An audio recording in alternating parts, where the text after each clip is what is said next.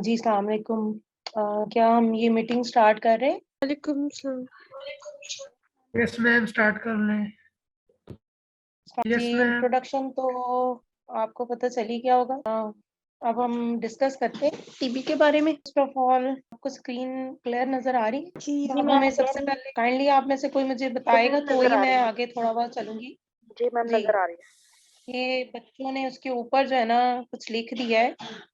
एमन इसको जरा रिमूव करें। मैंने वैसे एनोटेशन तो रिमूव की है, बट ये है कि आई थिंक पहले ही किसी ने जो है ना इसको जो है ना वो कर दिया। मैं भी वही अच्छा देखी, जी, मैंने भी ऑफ की है बट ये आ गया। हाँ जी, ये आ गया। ये पहले किसी बच्चे ने ना बदतमीजी की है। चले बहरहाल, ये मेरी गलती है, मुझे पहले इसको रिमूव कर देना चाहिए था। चले लेट्स स्टार्ट विद सबसे पहले हम डिस्कस करेंगे कि टीबी क्या चीज़ है, ये क्या कैसी बीमारी है। ठीक है।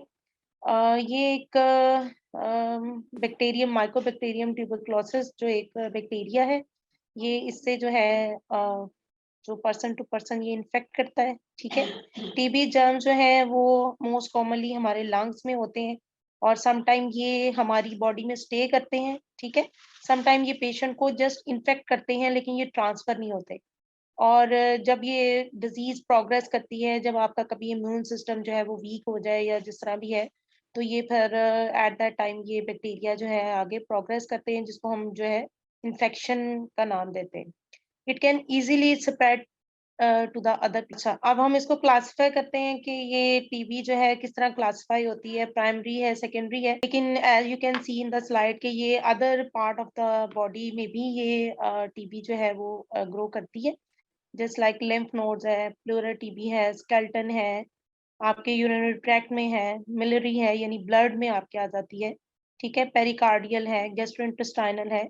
तो ये तमाम पार्ट ऑफ द बॉडी में कहीं पे भी ये जर्म्स जो है ये इन्वेड करते हैं और ये आपकी बॉडी को जो है वो डैमेज करते हैं। स्प्रेड किस तरह होती है? उसी तरह जैसे ये पॉवर्टी है, ओवर क्राउडिंग है, आप अल्कोहल अब्यूज करते हैं, स्ट्रेस है, ड्रग है, एक्सक्यूज मी या मैम, आप स्लाइड नहीं मूव हो रही मैम। स्लाइड शेयर क्या कर बेटा? दें, स्लाइड शेयर नहीं हो रही। स्लाइड शेयर है बेटा, मैंने आपसे स्लाइड शेयर की हुई है। मैम यहाँ पे शो नहीं हो रही। किधर? स्लाइड आपके मूव शो, नहीं हो किसी का भी शो नहीं हो रही? हो रही है मैम मैम। नहीं हो रही, मूव नहीं हो रही मैम नहीं सर हो मैंने रही शो। शेयर किया हुआ है। शो नहीं हो मैम ट्यूबरकुलोसिस की। जिस पे लिखा है सिर्फ वो विजिबल है। यस मैम, yes, क्लियर है, क्लियर है। चले अब हम क्लासिफिकेशन की बात कर रहे थे कि ये कैसे क्लासिफाई होती है। वो मैंने आपको पहले बता दिया है कि ये हमारी ऑल बॉडी पार्ट्स में जो है इसके जर्म जो है ये इन्वेड होते हैं। लेकिन जो मोस्ट कॉमनली हम लोग आप लोग भी सुनते होंगे कि मोस्ट कॉमनली जो हमारे डिजीज है वो पल्मोनरी टीबी है, जो हमारी प्राइमरी लंग्स को जो है ना वो इफेक्ट करती है। ये स्प्रेड किस तरह होती है? ये आपके जो है टीबी जो है एसोसिएटेड है विद पॉवर्टी, ओवर क्राउडिंग है, अगर आप अल्कोहल अब्यूज हैं, स्ट्रेस में हैं, ड्रग्स है, एडिक्शन, या आप मेल नरिश्ड हो। मेल नरिश्ड ज्यादा प्रोन कह लें कि ज्यादा वो इस में जो है ना उनको मोस्ट कॉमनली मोस्ट चांसेस होते हैं, जो पेशेंट या जो भी पर्सन मेल न्यूट्रिशन में है वो ये जो है डिजीज को बहुत जल्दी कैरी करते हैं। ठीक है। और अदरवाइज ये डिजीज जो है ये स्प्रेड होती है बैडली वेंटिलेटेड प्लेसेस में among people who are under nourish. जो अभी मैंने आपसे डिस्कस किया है कि ये जो अंडर नरिश होते हैं यानी वो पेशेंट, वो पर्सन जिनके घरों में खाने के लिए कुछ नहीं होता, तो ये उन लोगों को जो है ना बैडली इफेक्ट करती है। इसके मोस्ट कॉमन सिम्टम्स क्या हैं? ये हम बात करें लंग्स की टीबी की। ठीक है। इसके अलावा बहुत सारी टाइप्स हैं जो अभी मैंने आपसे डिस्कस की हैं, ये उन पार्ट्स में भी होती है और उसकी सिम्टम्स जो है रादर बट डिफरेंट होती है आपकी ये जो है लंग्स के। मोस्ट कॉमनली इसमें कफ होती है, कफ के साथ ब्लड भी आता है, चेस्ट पेन है, फीवर है, नाइट स्वेट्स होते हैं, आपको feeling of weakness and tiredness आ जाती है, लूजिंग वेट है विदाउट ट्राइंग, डिक्रीज और नो एपिटाइट होती है। And if you have TB outside the lung you may have the other symptoms as well. हमारे इसमें ट्रीटमेंट में क्या आता है, क्योंकि ये सारी चीजें बेसिक हैं, ये थोड़ा मैं आपको इसलिए इंट्रोडक्शन दे रही हूँ कि आगे हमने जाके हमारा जो मेन फोकस है वो हमने डाइट को डिस्कस करना है। तो इसमें ये कि थोड़ा सा आपको पता होना चाहिए कि कौन कौन सी ड्रग्स यूज हो रही हैं जो हमारी डाइट के न्यूट्रिएंट्स के साथ जो है वो इंटरेक्ट करती है। इसमें ये जो ट्रीटमेंट है ये 6 to 9 मंथ्स तक चलता है और इसमें जो मोस्ट कॉमन ड्रग्स जो हैं वो यूज होती हैं, ये आइसोनाइजेड है, ठीक है, रेफामिन है, एथाब्यूटोल है, ठीक है, और पायराजीनामाइड है। ये ड्रग्स जो हैं ये मोस्ट कॉमनली जो है रिस्क फैक्टर जो हैं जो इसके साथ एसोसिएटेड है, उसमें कौन कौन से रिस्क फैक्टर आते हैं? Poor intake and utilization of food stuff है, यानी आपका इनटेक अगर कम है, आपकी अवेलेबिलिटी फूड की नहीं है, आपका ईटिंग पैटर्न अच्छा नहीं है, आप बहुत सारी मेडिकेशंस पे हैं, यानी ऑलरेडी आपका इम्यून सिस्टम वीक जा रहा है, उसके साइड इफेक्ट्स में आ जाता है, ट्रेडिशनल फूड टैबूज आ जाते हैं, आपका लाइफस्टाइल आ जाता है, स्मोकिंग आ जाता है, आपका फिजिकल एक्टिविटी आती है, या आप कोई भी ड्रग्स वगैरह यूज कर रहे हैं, तो ये आप मोस्टली आपका उसमें जो है ये आपकी पुअर यूटिलाइजेशन या पुअर इनटेक में ये आपका आ जाता है।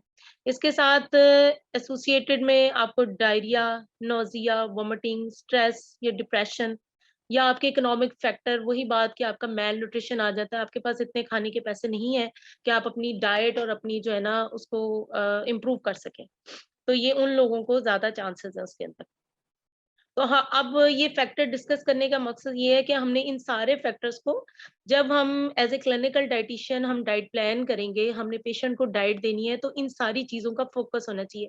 आपके पास एक परफॉर्मा हो, उस परफॉर्मे में ये सारी चीजें आपके पास ऐड होनी चाहिए। आपको पता होना चाहिए कि पेशेंट का सोशो इकोनॉमिक स्टेटस कैसा है, उसका हेल्थ स्टेटस कैसा है, उसका पीछे से डिजीज सोर्सेज क्या है, आई मीन कि उसको पहले से और कोई डायबिटीज या उसको ब्लड प्रेशर, कोई भी उसको सिम्टम साथ में चल रही है, वो सारे आपने अपने परफॉर्मर में ऐड करने। इसके साथ पहला जो रिस्क फैक्टर आता है जिसको हम डिस्कस करते हैं, प्रोटीन एनर्जी मेल न्यूट्रिशन। इसमें वही बात कि आपकी डेफिशिएंसी आ जाती है।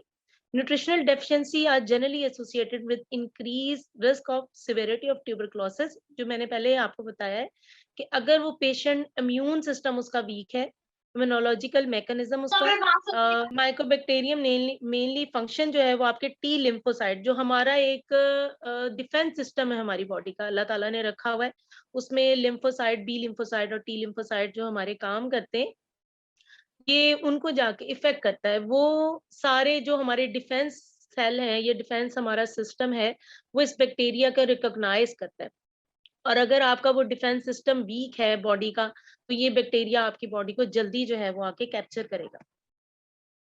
दूसरा, अगर आपको एनर्जी, अगर हम न्यूट्रिशनल नीड्स की बात करते हैं, ट्यूबरक्लोसिस में हमने कितनी एनर्जी पेशेंट को जो है वो हमारी बेसिक जो हमारा आप टॉपिक है कि हमने न्यूट्रिशनल नीड्स को कैसे कवर करना है पेशेंट की, ठीक है। तो सबसे पहले हमने वही बात है कि अब आपका डाइट प्लान कैसे बनेगा। मोस्टली होप्स हो कि आप बच्चों को पता होगा कि डाइट प्लान किस तरह बनाते हैं, इसी तरह सारा परफॉर्मा उसमें आपने उसका पूरी हिस्ट्री लेके पेशेंट की, और इसी तरह हैरिस बेनेडिक्ट इक्वेशन के जरिए आपने उसका डाइट को जो है उसकी कैलोरीज को जो है वो कैलकुलेट करना है, और मोस्टली उसमें हमने कैसे उसको कैलोरीज देनी है, क्योंकि उसमें हाइपर कैटाबॉलिक कंडीशन होती है, पेशेंट जो है वो मोस्टली अंडर न्यूट्रिशन होते हैं, मोस्टली पेशेंट जो है वो मेल न्यूट्रिशन में होते हैं, तो उसमें हमने पेशेंट को 35 to 40 kilo calories per KG body weight, यानी उनका जो आइडियल बॉडी वेट है उसके हिसाब से हमने उनको जो है वो इतनी एनर्जी जो है वो प्रोवाइड करनी है डाइट प्लान के अंदर। सेकेंडली, हमारी प्रोटीन का जो इनटेक है वो कितना होना चाहिए। बेसिकली ये प्रोटीन एनर्जी मेल न्यूट्रिशन है, इसलिए हमने उसमें पेशेंट को जो है वो प्रोटीन जो है वो प्रोवाइड करनी है, वो 1.2 से 1.5 ग्राम पर केजी बॉडी वेट के हिसाब से हमने उनको देनी है, या हमारा डेली इनटेक जो है वो 75 से 100 ग्राम होता है। अब बच्चों इसमें ये होता है कि जब आप डाइट प्लान बनाते हैं, तो आपकी जो प्रोटीन की रिक्वायरमेंट है, एक तो आप उसकी कैलोरीज के हिसाब से कैलकुलेट करते हैं, एक आपको उसको प्रोटीन जो है वो सेपरेट फर्दर उसकी प्रोटीन की बॉडी की रिक्वायरमेंट के हिसाब से पर केजी बॉडी वेट के हिसाब से भी आप उसको दे सकते हैं। वो एक्सेस ऑफ प्रोटीन होती है जो हमने डाइट प्लान में ऐड करनी होती है। तो ये प्रोटीन जो है वो 1.2 से 1.5 ग्राम पर केजी बॉडी वेट के हिसाब से हम उसकी डाइट में ऐड करेंगे। ओवरऑल जो है वो 75 टू 100 ग्राम पर डे के हिसाब से जो है ना वो पेशेंट के लिए सफिशिएंट। अब उसमें मेन माइक्रो न्यूट्रिएंट्स कौन कौन से आ जाते हैं जो कि मोस्टली इफेक्ट होते हैं, ये हम उसको अब डिस्कस करेंगे। इसमें जिंक आ जाता है, विटामिन डी आ जाता है, विटामिन ए आ जाता है, विटामिन सी एंड आयरन। इसमें हमारे लिए क्या जरूरी है, हमने डाइट प्लान में क्या देखना होता है कि हमारे पेशेंट को जो हम डाइट दे रहे हैं वो रिचेस्ट सोर्स ऑफ मल्टीविटामिन और मिनरल सप्लीमेंट के साथ हम उसको ऐड करेंगे, जो कि अलाउंसेस का रिकमेंडेड जो डेली अलाउंसेस है वो 50 to 150% तक, यानी इतना हाई इनटेक हमें उनको माइक्रो न्यूट्रिएंट का देना है। क्यों? क्योंकि वो जो ड्रग्स हैं जो हम ले रहे हैं उसके साथ और ऑलरेडी वो पेशेंट जो है वो ऑलरेडी जो है वो मैल न्यूट्रिशन में, हमारे पास इस वक्त 2 फैक्टर होते हैं जिसको हमने इसमें ट्यूबरकुलोसिस में देखना होता है, क्योंकि पेशेंट का मैल न्यूट्रिशन का स्टेटस क्या है उसको हमने देखना है कि वो किस लेवल पे है, और उसके बाद हमने डाइट में उसको कितने परसेंटेज जो है या कितने लेवल तक उसको माइक्रो न्यूट्रिएंट जो है वो प्रोवाइड करें। इसमें विटामिन ई आ जाता है जो कि 140 मिलीग्राम जो है वो हमने देना है। सेलेनियम आ जाता है जो कि 200 मिलीग्राम जो है, ये क्या करता है हमारी बॉडी की ऑक्सीडेटिव स्ट्रेस को रिड्यूस करता है। ऑक्सीडेटिव स्ट्रेस क्या होती है? जो हमारी बॉडी का इम्बैलेंस होता है न्यूट्रिएंट्स का, उसको हमने देखना होता है कि उसमें आपके जो है बॉडी के जो टॉक्सिक लेवल है उसको कम करने का नाम जो है वो जो है उसको मतलब ऑक्सीडेटिव स्ट्रेस उसको कहते हैं, जिसमें हमारी बॉडी में टॉक्सिक लेवल बढ़ जाता है। और ये जो सप्लीमेंट हम जब बात करते हैं तो जाहिर है हमारी बॉडी का ऑक्सीडेटिव स्ट्रेस लेवल या टॉक्सिक लेवल आप यूं कह लें तो इतना ज्यादा होता है, उसको कम करने के लिए ये माइक्रो न्यूट्रिएंट जो है हमारा रोल प्ले करते हैं उसके अंदर, और हमारे जो एंटीऑक्सीडेंट स्टेटस है उसको ये स्ट्रॉन्ग करते हैं, यानी हमारी इन अदर वर्ड्स हमारी इम्यूनिटी को ये एनहांस करते हैं। उसमें आ जाता है विटामिन डी सप्लीमेंट है, ये हमें 2.5 मिलीग्राम जो है वो प्रोवाइड करना चाहिए पेशेंट को, ये पर डे के हिसाब से सिंगल ओरल डोज है ये। फिर आ जाता है हमारा जिंक जो है, जिंक जो है वो हमारी किस चीज को इम्पोर्टेंस इसमें आती है, ये माइक्रो न्यूट्रिएंट है, ये मैक्रो में नहीं आता है। तो ये माइक्रो न्यूट्रिएंट इतना इंपॉर्टेंट है क्योंकि जिंक अगर आपकी बॉडी में डेफिशिएंट होता है तो आपका इम्यून सिस्टम ऑटोमेटिकली वो आपका इम्यून सिस्टम जो है वो इफेक्ट होता है। तो जिंक ना सिर्फ हमारी इम्यूनिटी को बढ़ाता है, टी सेल्स को स्ट्रॉन्ग करता है, और हमारे जो फैगोसाइटोसिस का प्रोसेस है उसको ये डिक्रीज करता है। विटामिन ए आ जाता है, ये भी हमारा एसेंशियल है for functioning of T and B lymphocytes. ये वो लिम्फोसाइट्स की बात हो रही है जो हमारे इम्यून सेल्स हैं, जो बेसिक टारगेट सेल हैं, जिन्होंने हमारी इम्यूनिटी को इन्वेडिंग माइक्रो ऑर्गेनिज्म को ये डिटेक्ट करते हैं, ये देखते हैं कि कौन सा माइक्रो ऑर्गेनिज्म हमारी बॉडी में आ रहा है, और ये आगे फर्दर जो है उससे फाइट करते हैं, जिसको आप हम इन सिंपल वर्ड्स में आप जो कह लें जो हमारे सिंपल वाइट सेल्स होते हैं, ये उनकी बात हो रही है। ये माइक्रोफाजेस की एक्टिविटी को इंक्रीज करता है और एंटीबॉडी के रिस्पॉन्स को जो है ये जनरेट करता है, एनहांस करता है। आयरन क्या करता है, क्योंकि पेशेंट जो है ऑलरेडी मैल न्यूट्रिशन में है, वो आयरन डेफिशिएंसी अनीमिया का शिकार होता है, जाहिर है उनके पास खाने को कुछ अवेलेबल नहीं होता है। ऐसे पेशेंट को जो मोस्टली टीबी का शिकार होते हैं, तो ऐसे पेशेंट में मोस्टली पेशेंट जो है वो अनीमिक भी होते हैं। और पल्मोनरी टीबी में जाहिर है आपको अभी मैंने उसकी एक सिम्टम की बात की थी कि चेस्ट इन्फेक्शन में ब्लड आता है, तो वो ब्लड की वजह से पेशेंट जो है बहुत ज्यादा ब्लड वॉमिट की वजह से या उससे जो है पेशेंट अनीमिया का शिकार होता है, या उसकी डाइट में इतनी प्रोटीन नहीं होती कि उसकी आयरन लेवल पूरा हो। तो ऐसे पेशेंट में हमने जो है टीबी के पेशेंट में हमने उनको आयरन का सफिशिएंट सोर्स जो है वो हमने उनको प्रोवाइड करना है। अदर न्यूट्रिएंट्स जो हैं वो लॉस्ट होते हैं ड्यूरिंग जो है न्यूट्रिएंट ड्रग इंटरेक्शन के दौरान हो जाते हैं।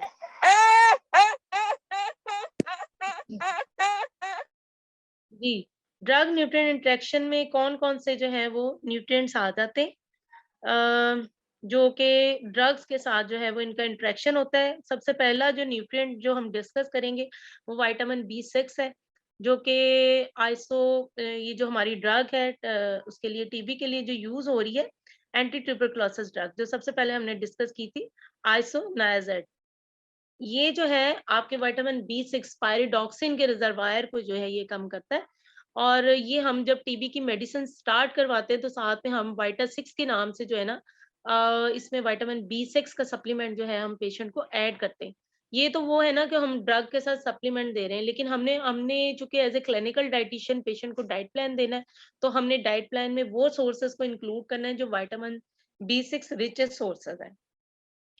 Supplement adult with 25 milligram of vitamin B6 per day. Children are not routinely given vitamin B6, but if their blood level are so low, larger or more than 10 milligram इस drug के साथ, तो हम उन्हें भी जो है 25 मिलीग्राम ऑफ विटामिन B6 जो है सप्लीमेंट की फॉर्म में हम उन्हें प्रोवाइड करेंगे।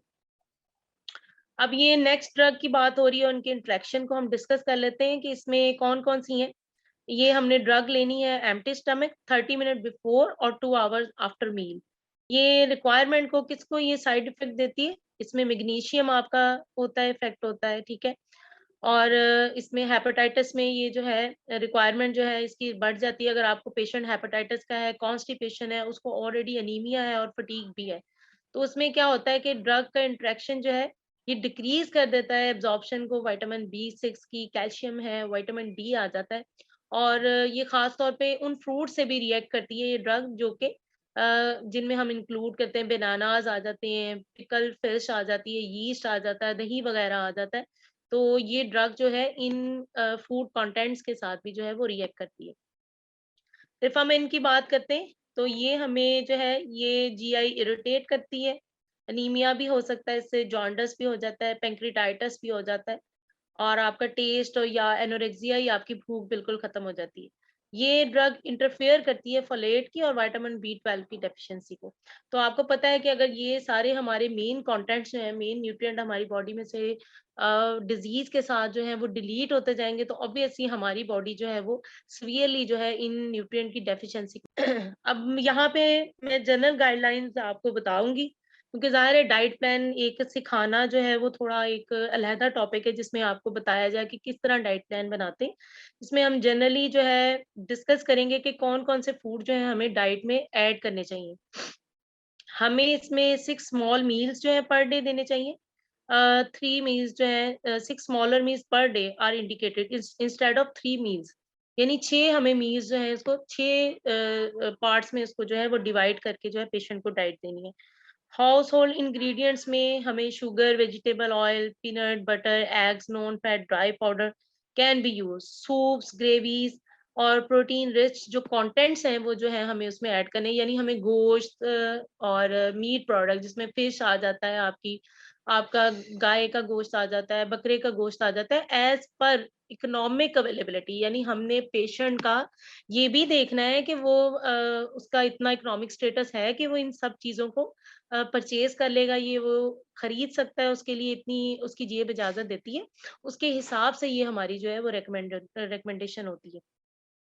हमें उसको मिल्क और मिल्क प्रोडक्ट जो है 500 यानी आधा किलो से थोड़ा सा ज्यादा जो है उसको दही और दूध से बनी हुई चीजें, या वो डायरेक्ट दूध और दूध दही का जो है वो इस्तेमाल कर सकता है, क्योंकि ये रिचेस्ट सोर्स जो है विटामिन D और हमें एटलीस्ट 5 to 6 पोर्शन जो है फ्रूट्स और वेजिटेबल के ऐड कर। The best dietary source of vitamin B6 वो कौन कौन से विटामिन B6 के सोर्सेज हैं, उसमें आपका आ जाता है होल ग्रेन है, सीरियल्स है, लेग्यूम्स हैं, पोटैटोज हैं, बनानाज हैं, ओटमील है। बट ये चीजें जो हैं आपको मैंने पहले भी डिस्कस किया कि ये हमारी ड्रग के साथ भी रिएक्ट करती हैं, तो इसलिए हमने इनसे अदर सोर्सेज को भी फाइंड आउट करना है जो कि डाइट में हमने पेशेंट की ऐड करना है as depend on the economic status of the patient. At least 10 to 12 glasses of water per day. A good multivitamin mineral supplement providing 50 to 150% of the recommended daily intake. Antioxidant rich bright color vegetables such as carrots, peppers, squash and fruits like tomatoes and cherries. Just like these fruits जो हैं ये हमें उसकी diet में जो है वो add करने हैं। अब हमें वो कौन से फूड हैं जिनसे अवॉइड करना है, वो कौन सी चीजें जिनसे हमें अवॉइड करना है, टीबी के पेशेंट को हमें जनरली बताना है कि आपने इन चीजों से परहेज करना है।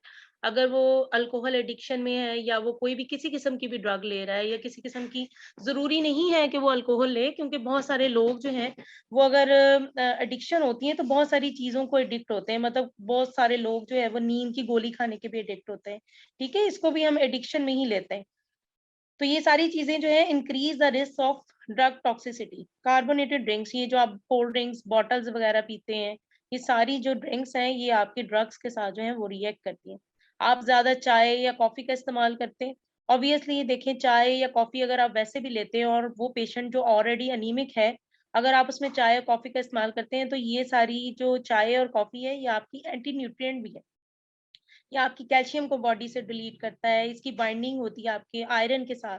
तो ये सारी जो एक्सेस ऑफ हम बेवरेजेस लेते हैं तो ये हमारी बॉडी में से कैल्शियम और आयरन को डिलीट कर रहे हैं, तो वो ऑलरेडी ड्रग भी इस चीज को डिलीट कर रही है, ठीक है। तो पेशेंट ऑलरेडी मैल न्यूट्रिशन में भी है, ऊपर से अगर आप चाय और कॉफी पियेंगे तो ये भी जो सोर्स है ये आपकी बॉडी में से कैल्शियम और आयरन को जो है बॉडी में से कम करेगा। तो इसलिए हमने कोई भी ऐसी चीज अपनी डाइट में यूज नहीं करनी है जो कि हमें ऑलरेडी मजीद डेफिशिएंसी की तरफ लेके जाए। टोबैको एंड टोबैको प्रोडक्ट, अगर जो कोई सिगरेट स्मोकर्स हैं, ठीक है, उनको हमने अवॉइड करवाना है कि वो स्मोकिंग छोड़ दें, क्योंकि अगर लंग्स की टीबी है तो स्मोकर को स्मोकिंग छोड़नी पड़ेगी, क्योंकि वो नियर टू डेथ ऑलरेडी होता है, क्योंकि उसके ऑलरेडी लंग्स जो है वो डैमेज हो चुके होते हैं। And excess of spice and salt, ये मिर्च मसाला हम क्यों बंद करते हैं, क्योंकि पेशेंट जो है उसका गैस्ट्रोइंटेस्टाइनल ट्रैक्ट जो है वो मेडिसिन की वजह से ऑलरेडी डिस्टर्ब होता है, ठीक है, और उसमें ऑलरेडी इनटेक जो है उसका कम होता है, ऊपर से हम जब मिर्च मसाले वाली उनको चीजें खिलाएंगे तो क्या होगा, वो पेशेंट की मजीद वॉमिटिंग, मजीद उसका जो है एसिडिटी और मजीद उसका जो है स्टमक अपसेट होगा। इसलिए हम ऐसे पेशेंट में स्पाइसेस को जो है वो मिनिमाइज कर देते हैं। जी बच्चों, आप कोई क्वेश्चन पूछना है वो आप काइंडली पूछ सकते हैं मुझसे। अगर किसी पेशेंट हमारे पास आएगा और हम ये पता करना है कि इसको टीबी है, हम उसको टेस्ट कौन सा लिख कर देंगे? बेटे उसमें हमें देखो, टेस्ट, पहली बात तो ये है कि टेस्ट लिखना हमारा काम नहीं है, ठीक है। वो पहले पेशेंट, मोस्टली हमें पेशेंट वो विजिट करते हैं जो ऑलरेडी डायग्नोस्ड होते हैं। आपके पास पेशेंट डायग्नोसिस के लिए नहीं आएगा, आप पहले अपनी फील्ड को और डॉक्टर की फील्ड को डिफरेंट कर लें। लेकिन बहरहाल आपको मैं बता देती हूँ कि कौन से टेस्ट होते हैं, लेकिन ये है कि डायग्नोसिस करना हमारा काम नहीं है। उसमें ये है कि एक स्किन टेस्ट होता है जो आप कर लेते हैं, जिसमें ट्यूबरक्यूलिन स्किन टेस्ट होता है, जो स्किन में आपके जो है वो उसको यूज करके उसमें आपको इंजेक्ट करते हैं और उससे आपका वो टेस्ट करते हैं, और 48 आवर्स में आपने, ये आपका लेबोरेटरी में ही होता है, ठीक है। उसमें एक ब्लड टेस्ट होता है जिसमें इंटरफेरोन गैमा रिलीज ऐसे होता है, जो कि ब्लड टेस्ट होता है, जिसमें वो आपको डिटेक्ट करते हैं कि आपको टीबी का बैक्टीरिया है या नहीं है। या आपका जो एएफपी यानी फास्टिंग में सुबह निहार आपका जो थूक लेते हैं, स्पूटम का वो टेस्ट होता है, इसको एचसेट फास्ट बैसिलस टेस्ट कहते हैं। ये टेस्ट जो है वो 3 तरह के होते हैं जो डॉक्टर जो है वो एडवाइस करते हैं। ये अगर आप हॉस्पिटल में काम करेंगे या आप हॉस्पिटल में देखेंगे तो ये फाइल पे जो है ना एडवाइस की लिस्ट में वो होते हैं। ये पेशेंट का डायग्नोसिस करना जो है कि आपका पेशेंट जो है टीबी के साथ डायग्नोस हुआ है, और आगे से फिर क्लिनिकल डाइटिशियन का ये काम स्टार्ट होता है कि उसने पेशेंट की पूरी इकोनॉमिक, पूरी हेल्थ हिस्ट्री, हर चीज को लेके उसने डाइट प्लान करना है। Thank you ma'am ma'am. Second वाली स्लाइड रिपीट कर दें। This one first and this one is the second classification. जी नो मैम, बच्चों, इससे पहले वाली। इससे पहले ये है मैम टाइप्स क्या टाइप आपने से पहले टीबी वाली जो है। टाइप से पहले वाली बेटे यही है, उससे पहले फिर ये आ जाता है, यस मैम, उसके यही बाद वाली। ये आती है। इसमें सिंपल है, इसमें कुछ नहीं है, इसमें जस्ट मैंने बैक्टीरिया के बारे में बताया कि ट्यूबरक्लोसिस जो है वो एक डिजीज है जो छोटे छोटे जर्म्स से जो है वो फैलती है, और उन जर्म्स को हम क्या कहते हैं, माइकोबैक्टीरियम कहते हैं। ट्यूबरक्लोसिस के नाम से उसको नाम दिया गया है। टीबी जो है most commonly found in lungs, but sometime they can move to the other parts of the body. ये लंग्स में होती है, और जरूरी नहीं है कि ये लंग्स में होके, ये अगर आपके लंग्स में इसने इन्फेक्शन कॉज नहीं की है तो ये जर्म्स आपके लंग्स में पड़े रहते हैं। इसको हम लेटेंट टीबी भी कहते हैं। तो बाद में जब ये डिजीज, जब आपका कहीं इम्यूनिटी वीक हुई है, या जब आप कभी बीमार हो गए हैं, या आपको अल्लाह रहम करे कोई एड्स है या डायबिटीज है, या कोई भी ऐसी बीमारी होती है जो आपके इम्यून सिस्टम को अफेक्ट करती है, तो फिर ये समटाइम ये अगर जर्म्स आपके लंग्स में पड़े तो ये फिर आगे प्रोग्रेस कर जाते हैं और ये आपकी बॉडी में इन्वेड भी कर जाते हैं। तो ये किसी भी पार्ट, किसी भी बॉडी के ऑर्गन को जो है ये डैमेज कर देते हैं। It can easily spread to other people. ये आसानी से आपके नहीं होती। जी बच्चों, तो मैम फूड में भी ये वाले बैक्टीरिया होते हैं? फूड में बैक्टीरिया, जी बेटे ये आपके जा सकते हैं फूड में से भी। जैसे अगर आप किसी का टीबी के पेशेंट का अगर आप कंटेमिनेटेड फूड यूज करें, यानी टीबी का पेशेंट वो खा रहा है और आप भी वही फूड यूज करेंगे, तो ये फूड टू फूड आपके ट्रांसफर हो सकते हैं। लेकिन शर्त ये है कि वो टीबी के पेशेंट ने उसको यूज किया हो। वैसे इस तरह नहीं है कि ये आपका पड़ा हुआ है तो आपको जाते हुए रास्ते में जो है वो टीबी हो जाती है। हाँ, अगर ये वहां पे देखें आप, हमारी जो आजकल फूड है वो हमें नहीं पता साफ है, तो बाहर से वैसे भी खाना खाना जो है वो एहतियात करनी चाहिए। तो ये फूड में पाए जाते हैं, अगर वो पेशेंट टीबी का पेशेंट है या वहाँ पे कोई टीबी का पेशेंट गुजरा है या ये वहाँ पे